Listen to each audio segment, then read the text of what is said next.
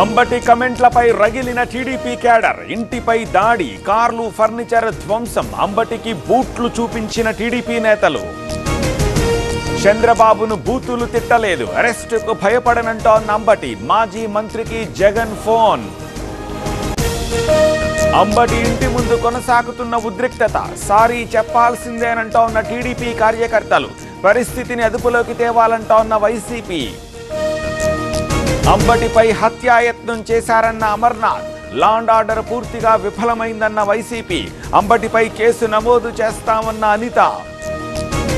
అంబటి కమెంట్లపై నిరసనలు, విజయవాడ కళ్యాణదుర్గం మడకశిరలో ఆగ్రహం, ఆందోళనకు దిగిన టీడీపీ కార్యకర్తలు. రేపు సిట్టు విచారణకు కేసీఆర్, రేపు రాష్ట్ర వ్యాప్తంగా బీఆర్ఎస్ నిరసనలు, ప్రభుత్వ దిష్టి బొమ్మలు దహనం చేయాలని పిలుపు.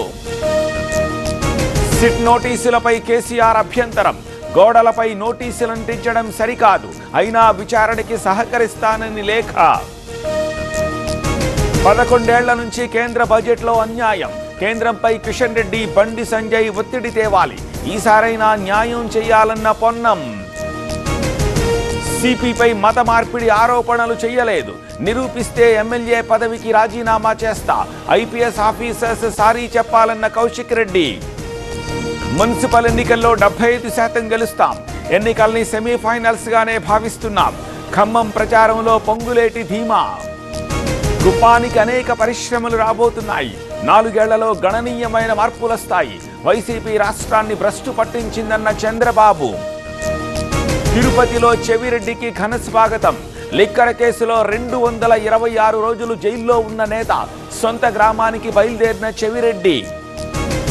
భూములపై తిరుచానూరులో కేసు, నిన్నటి హోమం సందర్భంగా పెట్టిన ఫ్లెక్సీలపై అబ్జెక్షన్, పోలీసులకి టీడీపీ కార్యకర్తల ఫిర్యాదు.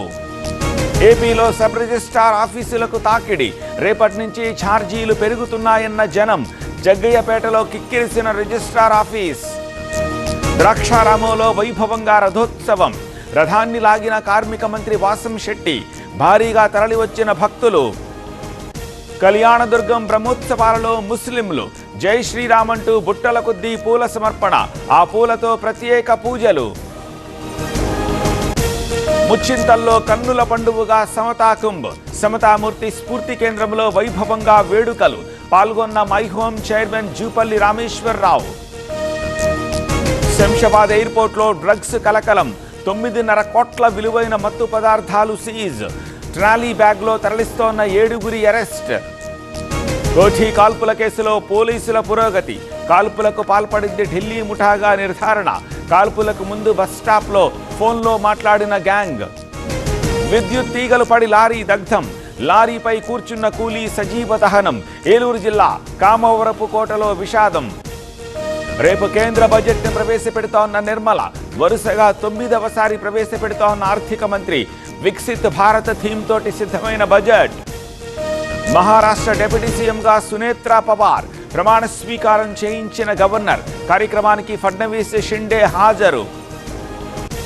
బెంగాల్లో అమిత్ షా ఎన్నికల ప్రచారం, ఆనంద్పూర్లో అగ్ని ప్రమాదానికి టీఎంసీ సర్కారే కారణం, 25 మంది మృతికి సీఎందే బాధ్యత అని ఆరోపణ.